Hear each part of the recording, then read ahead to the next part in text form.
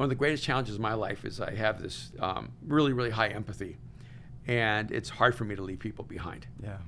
And what I began realizing eventually in my life was that I was trying to carry so many people in the future who did not want to go with me. Yeah. And they didn't even want to go into their future. And they were choosing to drown in their mediocrity, and they were going to drown me with them. And I eventually had to make a really difficult choice. I can't save them, but they can drown me. And do I cut off the line to move into a future?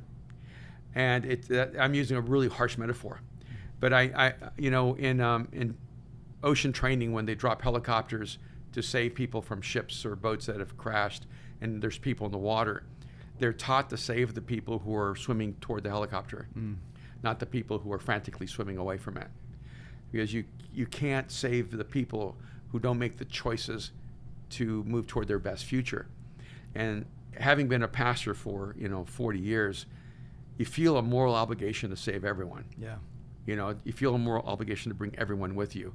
And probably the greatest pain in my life and Kim's life has been all the people we invested so much in who eventually said, hey, we're out. Yep.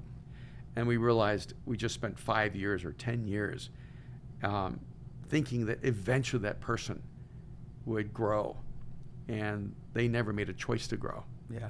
And then this consultant once told me that one of the most dangerous things you can be is a person who tries to make someone something they don't want to become.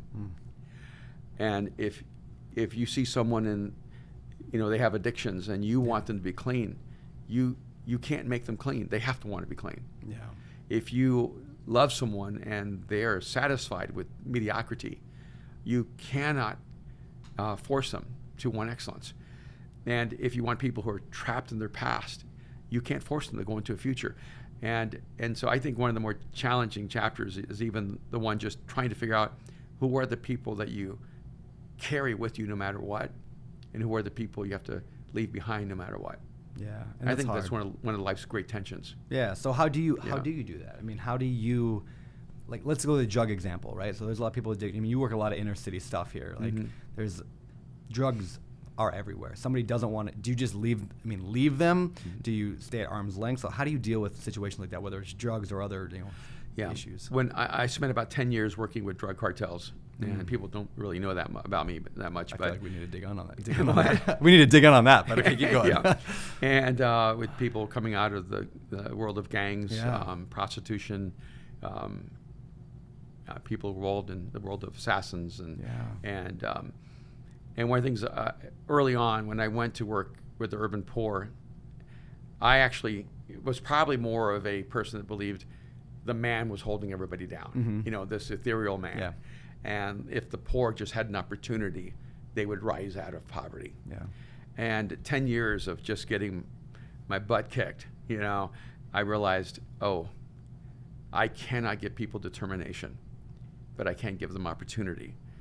And what I began to distinguish was that my responsibility was to create opportunity. Their responsibility is to create determination.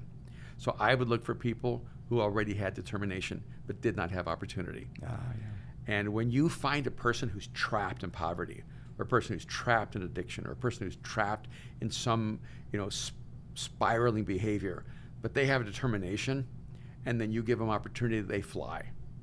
And you look like you're a miracle worker. You're like, how did you change that person's life? All I did was create an opportunity. They brought the determination. So that's one of the things I look for now. And I no longer feel a moral obligation to impose determination in another human being. See, if someone else doesn't want to succeed, I have to just accept that's the life they've chosen. Yeah. And if someone else doesn't want to be free of something, I can't be more determined than them. Yeah.